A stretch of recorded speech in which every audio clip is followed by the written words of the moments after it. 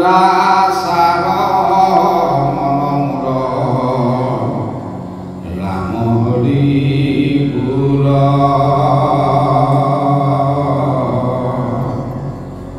ৰাম হৰি গুৰ ৰাম হৰি গুৰ দুৰাচাৰ মনমূৰ ৰাম হৰি গুৰ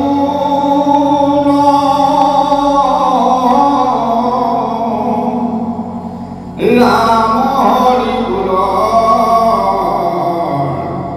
ৰাম হৰি গুৰ কৃষ্ণ প্ৰহ্লাদ চৰিত্ৰ পঞ্চদশ কীৰ্তন কেনেদৰে প্ৰভু ভগৱন্তৰ চৰণত ভকতি হ'ব তাকেই ইয়াতে বৰ্ণনা কৰা হৈছে। কৃষ্ণৰ চৰণে হৈবে জীৱকে ভকতি শুনা সাৱধানে তাৰ কঠিৰ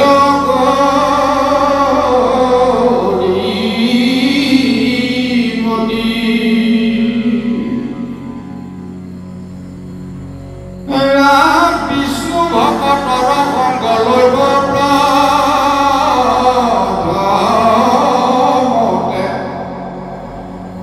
গুৰু মানি শুশ্ৰূষা কৰিব ভাল মতে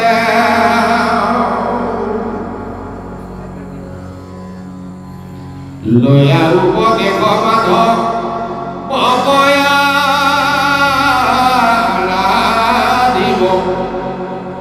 যতে কপুৰ কৃতি মানে কৃষ্ণ দেৱৰ প্ৰিয়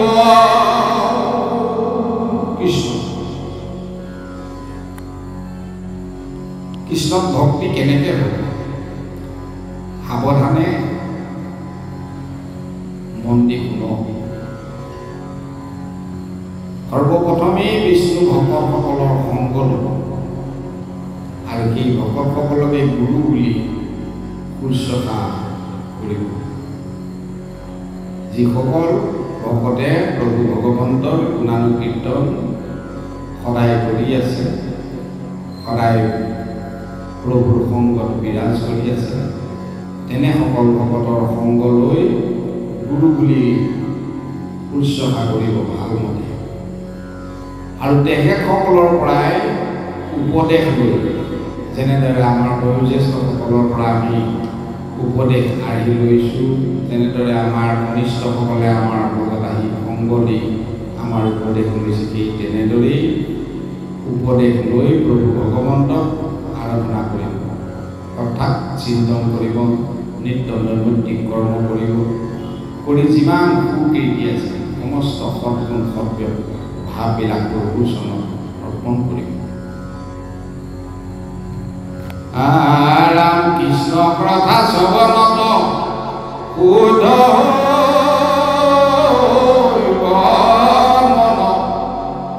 সৰ্বদাই কৰিবে কৃষ্ণৰ কীৰ্তন।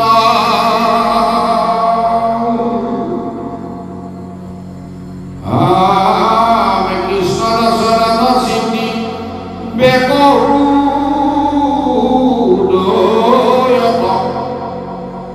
আসন্ত ঈশ্বৰ হৰি কমছে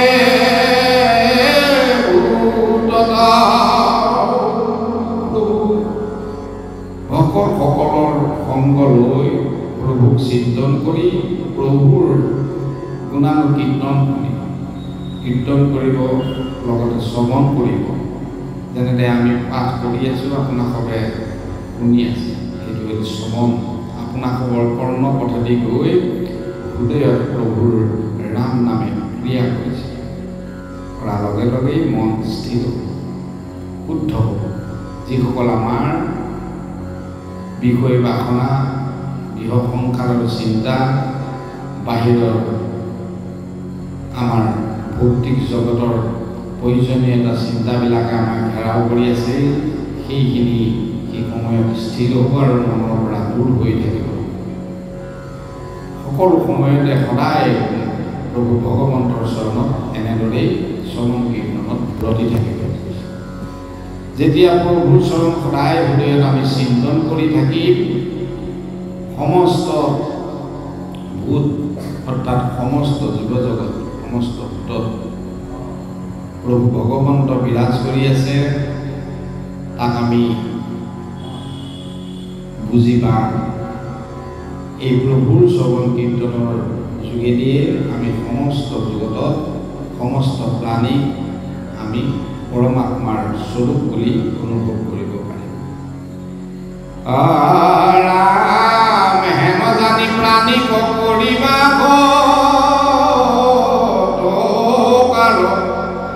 তেৱেহে কৃষ্ণ তৰতি হৈবে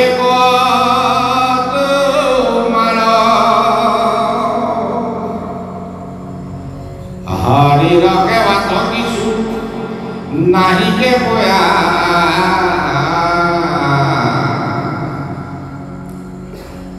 আপুনি লৈ বন্ত হৰি হৃদয়ত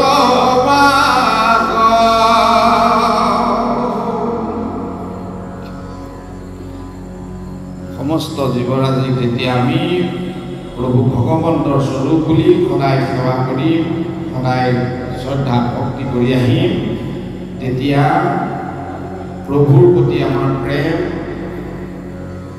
আৰু যিটো সম্বন্ধ তাক সদায় দৃঢ় হৈ গৈ থাকিব। আৰু প্ৰভুৰ সেৱা আমি ব্ৰতী হৈ থকাৰ লগে লগেই প্ৰভু ভগৱন্ত আহি আমাৰ হৃদয়ত নিজেই বাস দিব।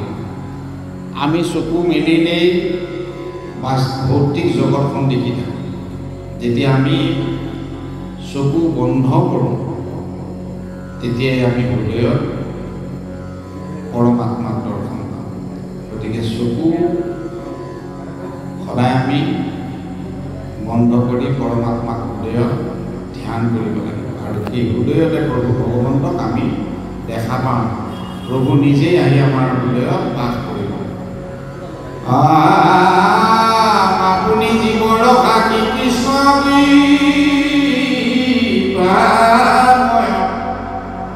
তাংকৈ দেখা মান্য পখে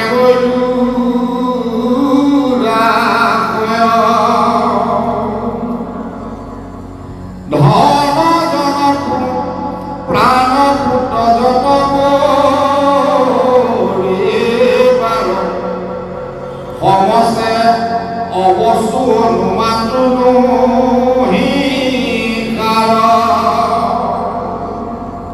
প্ৰভু ভগৱন্তই আমি সমস্ত জীৱৰ সাক্ষীৰ ওপৰত হৃদয়ত বাস কৰি আছে। তেওঁ প্ৰভু কৃপাময়, আমাক কৃপা কৰি আছে। তেওঁৱেই আমাক জীৱন প্ৰদান কৰিছে, তেওঁৱেই আমাক বাক্য শব্দ ব্ৰহ্মৰূপে বাক্য প্ৰদান কৰিছে, তেওঁৱেই জ্যোতি ৰূপত আমাক ভৌতিক জগতক দৰ্শন কৰিবৰ বাবে চকুত আমাক শক্তি প্ৰদান কৰিছে। আৰু তেওঁৰ শক্তিতে আমি আচলতে চলি আছোঁ। গতিকে তেখেতক এৰি আমি আকৌ ক্ষুদ্ৰতম বেলেগ অন্য সেৱা কৰাৰ কোনো প্ৰয়োজনীয়তা নাই। যত ধন জন পুত্ৰ পৰিবাৰ সকলোৰে বিনাশ আছে, সকলো এদিন লয় হ'ব। যেনেদৰে আমি আজি এখন ধৰা কিনি আনিছোঁ নামঘৰ পঢ়িবৰ কাৰণে, নহয়নে বাৰু? সেই ধৰাখন এদিন গাঁঠি চিঙি পচি যাব, ভাগি যাব। তেনেদৰে আমি এখন মটৰ চাইকেল বা গাড়ী কিনি আনিছোঁ, এদিন পুৰণা হৈ টায়াৰ যাব, বেৰিং যাব, ইঞ্জিন বেয়া হ'ব, গিয়াৰ বক্স ডিফেন্সিয়েল যাব, অৰ্থাৎ বিনাশ আছে। ঘড়ী এটা আমি চলাই আছোঁ, ঘড়ীটো এদিন বেয়া হৈ বিনাশ হ'ব। গতিকে মনুষ্য আমাৰ প্ৰতি পুত্ৰ, ককাই ভাই, মাতাই মাতৃ আছে, সকলো এদিন আমাৰ জীৱনৰ পৰা হেৰাই যাব। অৰ্থাৎ সকলো বস্তুৰে এদিন লয় হ'ব, বিনাশ হ'ব। সকলো এটা মাত্ৰ আমি নিজৰ যি ভৌতিক জগতৰ বাহিৰ সুখৰ কাৰণে আমি ব্যৱহাৰ কৰি থকা বস্তু, এইটো নুবুজায় যে আমাক নালাগিব, কিবাকো লাগিব, কিন্তু তাৰ প্ৰতি আমি আসক্তি থাকিব নালাগে। কিছুসকলে এটা বস্তুতে আসক্তি হৈ তাতে লাগি থাকে, আয়ো মোৰ বস্তুটো বেয়া হৈ গ'ল, মোৰ আমুকটো হেৰাই গ'ল, দুখ কৰি থাকে না, তাত দুখ কৰিবলৈ মনা কৰিছে। সকলো বস্তুৱে ভয় হ'ব। হে ৰাম হেন অনুমানি মাধৱ টকৰাৰুতি,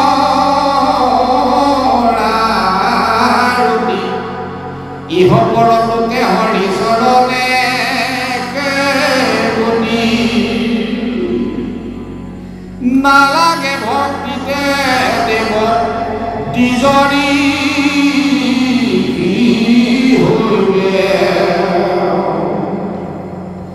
নালাগে বিস্তৰ অসংস্কৃত কাষ্ট বিস্তৰ জানিবে কৃষ্ণ, নালাগে সংহত শাস্ত্ৰ বিস্তৰ জানিবে। ইয়াতে প্ৰিণ্টিং অকণমান হৈ আছে। আচলতে আজিকালি নতুন কীৰ্তনবিলাকত কেতিয়াবা শব্দবিলাক ইফাল সিফাল হৈ থাকে আৰু প্ৰিণ্টিং হৈ আছে। গতিকে কি কৈছে প্ৰভু? এই জনমত আমি প্ৰভু ভগৱন্তক ভাবি যাব লাগিব। পৰ জনমতো তেতিয়াহে আমি প্ৰভুক পামগৈ। আমাৰ এই অনুষ্ঠানত যিসকল ব্যক্তি বহি আছে, মোৰ অতি শ্ৰদ্ধাৰ বয়োজ্যেষ্ঠসকল, মোৰ সমকক্ষ বন্ধুসকল আৰু মোৰ ভাতৃসকল আৰু কণ কণ মইনাসকল, সকলোৱে মন দি কথাষাৰ শুনি আছা নিশ্চয়, যে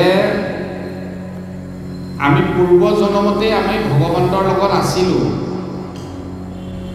ইয়াক স্বভাৱ বুলি কৈছে, গীতাত উল্লেখ আছে। স্বভাৱ অৰ্থাৎ আত্মাৰ নিজস্ব ভাৱ। আমাৰ আত্মাত পূৰ্ব জনমতেই পৰমাত্মাৰ লগত সম্বন্ধ আছিলে। সেইকাৰণে এই জনমতো আহি সমূহ ৰাইজ ইয়াত একত্ৰিত হৈ প্ৰভুৰ গুণানুকীৰ্তন শ্ৰৱণ কৰিছে আৰু আত্মিক সুখ অনুভৱ কৰিছে। আৰু পৰমাত্মাই যে সত্য সেইটো আপোনালোকৰ আত্মাই অনুভৱ কৰি পৰমাত্মাক শৰণ লৈ ভগৱন্তৰ এই গুণানুকীৰ্তন শ্ৰৱণ কীৰ্তনত আপোনালোকে অংশগ্ৰহণ কৰিছে। যদি পূৰ্ব জনমত পুণ্য নাথাকিলেহেঁতেন তেতিয়া এইটো সময়ত আপোনালোকে আহি বা কণ কণ মইনাসকলে আহি এই অনুষ্ঠানত অংশগ্ৰহণ নকৰিলেহেঁতেন। কাৰণ এইটো সময়ত বহু লোক বাহিৰত এতিয়া খুব কৰ্মত ব্যস্ত আছে। কিছুসকলে ধনপান ঘটাত ব্যস্ত আছে, কিছুসকলে ডিউটি আজৰি কৰি ছুটি মাৰি ফূৰ্তি ফাৰ্তা কৰাত ব্যস্ত আছে, কিছুসকলে দোকানত কিনাত বহি পেলাই 4-5জনে বাহিৰা কথাত পতাত ব্যস্ত আছে। গতিকে হৰিৰ কথাত তেওঁলোকৰ মতি নাই। গতিকে পূৰ্ব জনমত যাৰ পুণ্য আছে তেখেতসকলেহে হৰিৰ কথা শুনে আৰু ধৈৰ্য থাকে। আৰু এতিয়া আমি যদি এই জনমতো পৰমাত্মাৰ চৰণত খোৱাত ব্ৰতী থাকিম, তাৰ পুণ্যৰ ফলত অহা জনমতো আমি সৎ জেগাত জন্ম ল'ব পাৰিম। মোক্ষ প্ৰাপ্তি হয়, মোক্ষ প্ৰাপ্তি দুৰ্লভ বস্তু। সেইকাৰণে কৈছে যে ইহলোক পৰলোক হৰিয়েহে আমাক ৰাস্তাত দিব। তেওঁৰ নামৰ অবিহনে আমাক পৰিত্ৰাণ কৰ্তা কোনো নাই। আকৌ এভাগে বুজাইছে আমি দেৱ দ্বিজ ঋষি হ'ব নালাগে। ভক্তি কৰিবৰ কাৰণে নালাগে বিস্তৰ শাস্ত্ৰ জানিবে। আমি বহু শাস্ত্ৰ জানিব নালাগে। ভগৱন্তৰ ভক্তিৰ বাবে আমি দেৱতাও হ'ব নালাগে, ব্ৰাহ্মণত্ব হ'ব নালাগে, ব্ৰহ্মজনমো হ'ব নোৱাৰিব পাৰে, বা আমি ঋষি বুলিও হ'ব নোৱাৰোঁ। কোনো জাতৰ ইয়াত কথা উল্লেখ কৰা নাই, যিকোনো হ'ব পাৰে। আমি কোনো এজন যে বিশেষ জাতৰ কুলত আমি জন্ম ল'লেই ভগৱানক ভাবিবলৈ অধিকাৰ আছে সেইটো কোৱা নাই। নালাগে দেৱ দ্বিজ ঋষি হবে, নালাগে বিস্তৰ শাস্ত্ৰ জানিব। গতিকে প্ৰভুক ভাবিবলৈ ইয়াতে বিশেষত্ব যে আমি কুলত জন্ম ল'ব লাগিব সেইটো বুলি উল্লেখ নাই। সকলো সময়তে আমি প্ৰভুক সকলো বিহুতে আমি শ্ৰদ্ধা সহকাৰে ভকত বৈষ্ণৱৰ সংগ লৈ শ্ৰৱণ কীৰ্তন কৰি প্ৰভুৰ আশ্ৰয়ত আমি থাকিব পাৰোঁ। ইয়াকে বুজাইছে। ৰাম জপত যজ্ঞ দান হবে কেৱল ভক্তিতে পুষ্প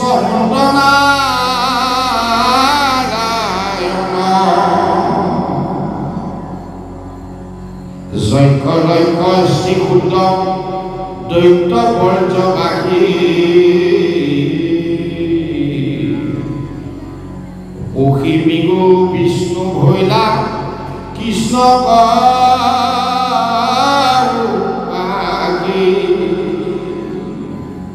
আমি প্ৰভু পাবৰ বাবে ভকতি কৰিবৰ বাবে তপ অৰ্থাৎ তপস্যা কৰি আছে যুগ যুগ জপ মালা লৈ আছোঁ তপ ওম নম শিৱায় বা ওম নম নাৰায়ণ ওম নম জপ কৰি আছোঁ তপ জপ যজ্ঞ ওম হিং কীট ফট চাহা কৰি পেলাই দেখুৱাই থাকে চিৰিয়েলবোৰ হয়নে ডাঙৰ ডাঙৰ আমি যজ্ঞ কৰিবৰ কোনো বা দান দক্ষিণা দিবলৈ আমাৰ দৰকাৰ নাথাকে কেৱল ভক্তিতহে প্ৰভু ভগৱন্ত সন্তুষ্ট হয়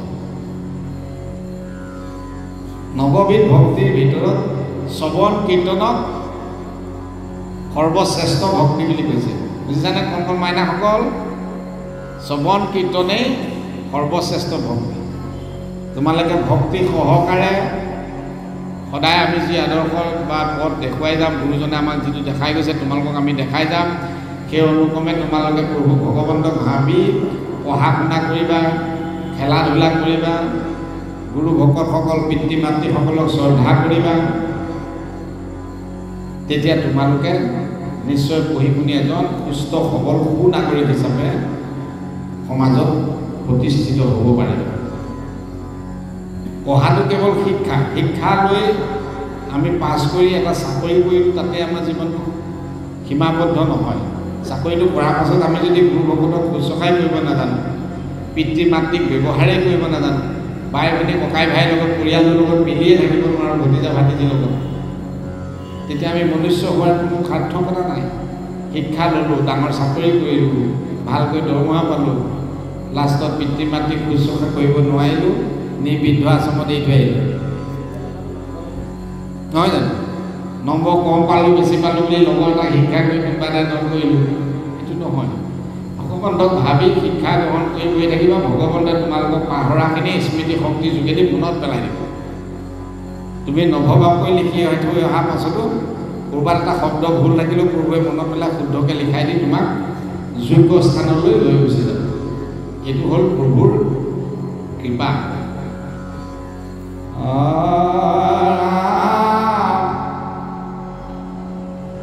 জানি দৈত্য শিশু হ'ব হয়ুৱে হৰি নকৰিও সবে একান্ত ভকতি এই মাত্ৰ মহাপুৰুষাৰ্থ পুৰুষ শ্ৰৱণ কীৰ্তন কৰি বেকনি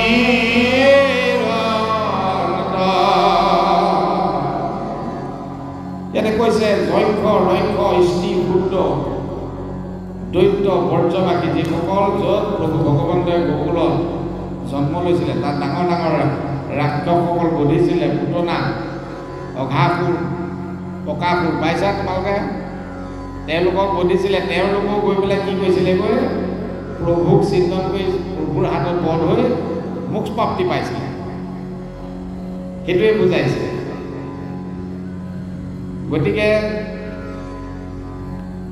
আমিতো মনুষ্য সেইকাৰণে শিশুসকলক কৈছে জানি শিশুসকল হৈও একমতি দৈত্য শিশু মানে যিসকলৰ মনবিলাকত দুচিন্তা দুৰ্বুদ্ধি অত্যাচাৰ হাই কাজিয়া হুলস্থুল আসুৰিক স্বভাৱ থকা এতিয়াতো দৈত্যসকল নাই আমাৰ মাজতে সেই স্বভাৱবোৰ অন্তৰ্নিহিত হৈ আছে হয়তো মোৰ মাজতো আছে বা আমাৰ কোনোবা জ্যেষ্ঠজনৰ মাজতো থাকিব পাৰে কোনোবা কনিষ্ঠসকলৰ মাজতো থাকিব পাৰে সেই দুৰ্বুদ্ধিবিলাক তাকেই বুজাইছে সেইবিলাক এৰি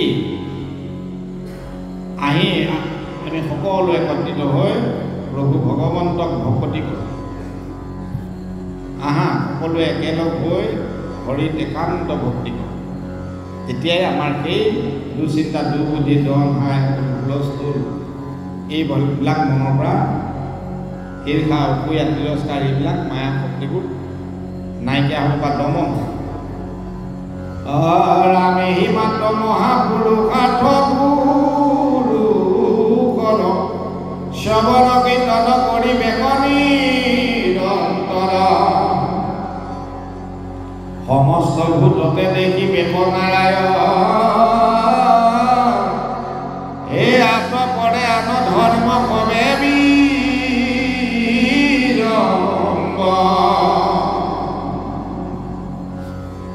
প্ৰভু ভগৱন্তৰ নামেই হ'ল মহাপুৰুষাৰ্থ। প্ৰভু ভগৱন্তক ভজিলে ধৰ্ম অৰ্থ মোক্ষ কাম চাৰিবিধ বস্তু পায়। শাস্ত্ৰই কৈছে, বুজিছানে কণ কণ মইনাসকল? আমি নিবিচাৰিলেও ভগৱন্তই নিজেই দিব। তোমালোকক যেনেকৈ লৈ আহিছে আত্মাত, পৰমাত্মা স্থিত হৈ ইয়াত, তোমালোকে নিবিচৰাকেই যিবিলাক পাবা। আমিও তোমালোকৰ নিচিনা বাল্য হৈ আছিলোঁ। আমি ভবা নাছিলোঁ যে আমি এনে জেগাত বহিব পাৰিম, এনেদৰে আমি জীৱন ধাৰণ কৰিব পাৰিম। কিন্তু পৰমাত্মাৰ সেৱাৰ ফলত, নিজৰ কৰ্ম দক্ষতাৰ ফলত প্ৰভুৱে যেনেদৰে কৰাইছে তেনেকৈ আমি কাম কৰি গৈ আজি এই জেগা পাবলৈ সক্ষম হৈছোঁ। গতিকে তোমালোকো আমাৰ নিচিনাকৈ এদিন এজা জেগা পাবলৈ সক্ষম হ'বা। সেইকাৰণে কৈ আছে ধৰ্ম অৰ্থ মোক্ষ কাম। অৰ্থ কামনা কৰি যদি কোনোবাই ভাবে অৰ্থ টকা পইচা পাব, কামনা অৰ্থাৎ যিটো বস্তু ভাবি পেলাই কামনা কৰে সেই কামনা পাব। কোনোবাই গাড়ী এখন ভাবিছে পাব, কোনোবাই চাকৰি এটা ভাবিছে পাইছে, কোনোবাই স্কুটি এখন কিনিম বুলি ভাবিছে স্কুটিখন পাইছে, নাই পোৱা জানো? কোনোবাই ভাবিছে মই গৃহ অকণমান বনাম ভালকৈ, সেইটোনে পাইছে। কোনোবাই ভাবিছে মই ছোৱালীজনী বিয়া দিম, ভাল দৰা এটা বিচাৰিছে, পাইছে নাই? প্ৰতিটো কামনা কৰা বস্তুৱে তেওঁৱে দিয়ে। ধৰ্ম আমি ভগৱানৰ ভক্তি বিচাৰিলোঁ। আজি এটাই সকলো ইয়াত আহি বৃহত্তম এখন সমাজত একত্ৰিত হ'লোঁ। ভগৱন্তই কোৱা গুণানুকীৰ্তনবিলাক আমি নিয়মবিলাক বাক্যবোৰ ধাৰণ কৰিছোঁ এক নিষ্ঠাবান ব্যক্তি হিচাপে। পাইছে মোক্ষ প্ৰাপ্তি। মোক্ষ প্ৰাপ্তি হ'ল মৃত্যুৰ পিছত প্ৰভুৰ লগত লীন যোৱা। সেইটো অকণমান দুৰ্লভ, কিন্তু তথাপিতো যদি একনিষ্ঠ ভক্তি কৰে তেওঁ মোক্ষ প্ৰাপ্তি পাব। গতিকে প্ৰভুৰ ভক্তিয়ে হ'ল চাৰি পুৰুষাৰ্থ, মহাপুৰুষাৰ্থ বুলি কৈছে পুৰুষৰ। আৰু শ্ৰৱণ কীৰ্তন সেইকাৰণে সদায় কৰিব কৈছে। যিমান প্ৰাণী আছে সকলোকে আমি প্ৰভু ভগৱন্তৰ স্বৰূপ বুলি ভাবি যাবলৈ কৈছে। আৰু নহ'লে আমি ধৰ্মৰ পৰা আঁতৰি যোৱাটো বুজায়। প্ৰভুৱে কোৱা কথাষাৰ যদি আমি মানি লওঁ, ধৰ্মৰ পৰা আমি আঁতৰি যোৱাটো হেন জানি নিৰন্তৰে দৈত্য শিশুগণ প্ৰহ্লাদৰ কৃষ্ণ হেন শুনি নিৰন্তৰে দৈত্য শিশুগণ প্ৰহ্লাদৰ উপদেশে ভেদিলে গুৰুৰ শিক্ষাটো আলোকে শুনে ভাগৱত ধৰ্মত সবাৰ ভৈৰতি। দৈত্য শিশুসকলক ভক্ত প্ৰহ্লাদে এই জ্ঞানখিনি দি আছিল। একেলগে তোমালোকৰ দৰে খেলা ধেমালি সময়তে প্ৰহ্লাদে সেই দৈত্য শিশুসকলৰ লগত একেলগ হৈ খেলা ধেমালি কৰি আছিল। তাত সন্দামৰ্ক বুলি দুজন দৈত্যৰ শিক্ষক আছিল। তোমালোকে ভাওনা পাতিছা, গম পোৱা নহয় জানো? আমাৰ নৃসিংহমুৱাই পাতোঁতেই পায় প্ৰহ্লাদ চৰিত্ৰত। গতিকে সেই সন্দামৰ্কই বুজাই থাকোঁতে সন্দামৰ্ক যেতিয়া অকণমান আঁতৰি গ'ল কিবা কাৰণত ৰেষ্ট ল'বলৈ গৈছে, পঢ়াই মেলি ঘৰলৈ যাওঁতে তেতিয়া প্ৰহ্লাদে ওলোটাই এই ভাগৱত জ্ঞানবিলাক শিশুসকলক ক'লে, দৈত্য শিশুসকলক। আৰু সেই শিশুসকলৰ হৃদয়তো ভগৱত জ্ঞান শ্ৰৱণ কৰাৰ লগে লগে ভগৱন্তৰ নাম কীৰ্তন শ্ৰৱণ কৰাৰ লগে লগে মনৰ পৰা যি দৈত্য ভাৱ আখৰিক ভাৱবিলাক আঁতৰি গৈ সকলোৱে যি সন্দামৰ্কই যিটো শিক্ষা দি থৈ গৈছিলে আখৰিক জ্ঞান, সেই জ্ঞানখিনি পাহৰি পেলাই এৰি দি তেওঁলোকৰ মন নিদি ভাগৱতক ধৰ্মত সাৰ কৰি ল'লে। ভগৱন্তৰ গুণানুকীৰ্তনহে তেওঁলোকে কৰিবলৈ ল'লে। সেইকাৰণে আমি শিশুসকলক ইয়ালৈ নিমন্ত্ৰণ কৰি অনা হৈছে। যদি শিশুসকল আমাৰ ভৱিষ্যত, দেশৰ ভৱিষ্যত, আমাৰ জাতিৰ ভৱিষ্যত, গাঁৱৰ ভৱিষ্যত, তেওঁলোকক যদি আমি এতিয়াৰ পৰা শিশু হিচাপে গঢ় দিব নোৱাৰোঁ, তেতিয়া কি হ'ব? এই শিশুসকলে একদম আততায়ীলৈ ৰূপান্তৰিত হ'ব। তাৰ পাছত আমি দুখ কৰি শিশুসকলক যে ই মাৰপিট কৰি থানালৈ গ'ল দুৰ্গা পূজা চাবলৈ গৈ, কোনোবা এটা ক'ব আমাক ল'ৰাটো দেখিছিলে নে ই হস্পিটেলত গৈ আছে 4টা ল'ৰা, নহয়নে? ৰাতি বিয়লি আহি ঘৰ নাপাব, সেই মাক বাপেকে হুলস্থুল লগাই ফুৰিব। মোৰ ল'ৰা ঘৰ পোৱা নাই, বিচাৰি থানালৈ যাব, থানা পৰা গৈ হস্পিটেল পাব, আকৌ লাগিল কেছ এখন হস্পিটেলৰ পৰা যেনে তেনে আনি ঘৰত থ'ব, 3-4 দিন থানালৈ অহা যোৱা কৰি থাকিব লাগিব। এই দুখবোৰ কোনে ভুগিব? অভিভাৱকসকলে। সেইকাৰণে অভিভাৱকসকলে আমি বাল্যকালৰ পৰাই তেওঁলোকক ভাগৱত জ্ঞান, ভাগৱত ধৰ্ম আৰু নিজৰ গৃহটো গুৰু সেৱা কৰিবলৈ আমি শিকাব লাগিব। শিকোৱাৰ লগে লগে আমাৰ শিক্ষাৰ লগতে তেওঁলোকে কিছুমান বস্তুৰ প্ৰতি জ্ঞান পাব, জ্ঞানৰ যোগেদি তেওঁলোকে কিছুমান বস্তুৰ পৰা আঁতৰি থাকিব। যে মই যদি এনেকুৱা উৎপাত এটা কৰোঁ, মোৰ দেউতাহঁতে বেয়া পাব, মোৰ গাঁৱৰ যিসকল গুৰু শ্ৰেষ্ঠসকলৰ আগত মই কেনেকৈ ওলাম, লাজ পাম, গতিকে নাই এইটো নকৰোঁ, সোনকালে ঘৰলৈ যামগৈ, নহয়নে? সেই ভাৱটো এটা নিয়ন্ত্ৰণ কৰি ৰাখিব। ভক্তিভাৱে প্ৰভু ভগৱন্তই যি জ্ঞানৰ ক্ৰিয়া কৰি থাকিব ব্ৰেইনত, সেই জ্ঞানেই তেওঁলোকৰ হাত ভৰিবিলাক অৰ্থাৎ ইন্দ্ৰিয়সকলক নিয়ন্ত্ৰণ কৰি থাকিব, মনক নিয়ন্ত্ৰণ কৰি থাকিব। তেতিয়াই তেওঁলোকে যেতিয়া বেয়া কৰ্মবিলাকৰ পৰা আঁতৰি থাকিব, সুস্থ সবল হৈ এটা গৃহখনত থাকিব, তেতিয়া সেই গৃহখন সুখে শান্তিৰে ইয়াতে এই গৃহ জগততে স্বৰ্গৰ সুখ অনুভৱ কৰিব পাৰিব। সেইকাৰণে বাল্যকালৰ পৰা আমি তেওঁলোকক শিক্ষা দিয়াটো প্ৰচেষ্টা হাতত লৈছোঁ, আৰু শাস্ত্ৰইও আমাক সেইটোৱে কৈ আছে। এতিয়া শুনা কি কৈছে, ৰাম কোনে কৃষ্ণ কথা কমনত চিন্তে হৰি, ৰাম নাম গাৱে বাবে বেৰিয়া চাপৰি, দেখি ক্ৰোধে সন্দামৰকে দণ্ডি কৰে আনি, তথাপি তাকো পাৰি বোলে ৰাম বাণী। এতিয়া সকলো শিশু লগ হৈ ৰাম কৃষ্ণ নাম ল'বলৈ ধৰিলে। তেনেকৈ অলপ দেৰি পিছত তোমালোকে ৰাম নাম ল'বা, আমি তোমালোকক কৈ আছোঁ, তৈয়াৰী হ'বা এতিয়া, আৰু 10 মিনিটৰ পিছত তোমালোকৰ প্ৰগ্ৰেম আৰম্ভ হ'ব। তেতিয়া কি হ'ল, শিশুসকলে ৰাম নাম ল'বলৈ ধৰিলে। ধৰোঁতে ৰাম নাম শুনি পেলাই সন্ধ্যা মগজক মাৰি ৰেষ্ট ল'বলৈ ঘৰলৈ গৈছিলে। শুনিলে বাহিৰত দুখন ৰাম নাম চিঞৰি আছে, আহি পেলাই শিশুসকলক ধমকি দিছে, হয় তহঁতি কিয় ৰাম নাম ল'বলৈ আহিছে, ইয়াত কি কৰিছ, মোৰতো চাকৰি যাবই ওলটাই ৰজাই। যদি আমাৰ হিৰণ্যকশিপুৱে গম পাই মোকতো আৰু জীয়াই বিঙত দিব, গতিকে তেওঁলোকক গালি দিবলৈ লৈছে। ৰাম অদ্ভুত দেখিয়া দুয়ো গুৰু গলা দৌৰি, দিলে কলৰ প্ৰহ্লাদৰ হাতে ধৰি, ৰাজা দবি নামে তজু পুত্ৰ ভৈল নষ্ট,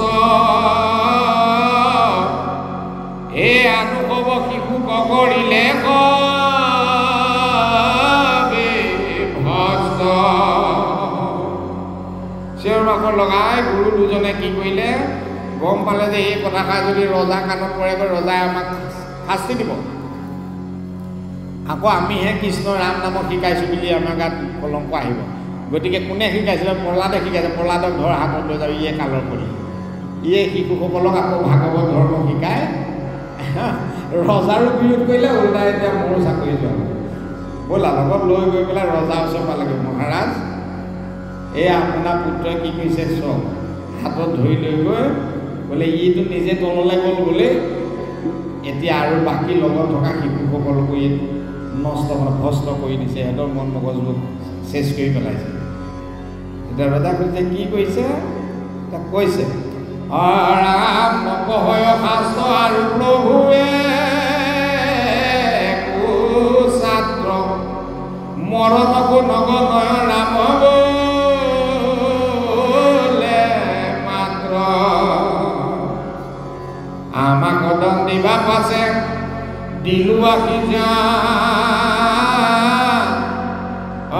বোলা হৰি হৰি হৌক বাবৰ নিজা, ৰাম আমাক কদম দিবা পাছে দিলো আহি জান, বোলা হৰি হৰি হৌক বাবৰ জানা, হৰি ৰাম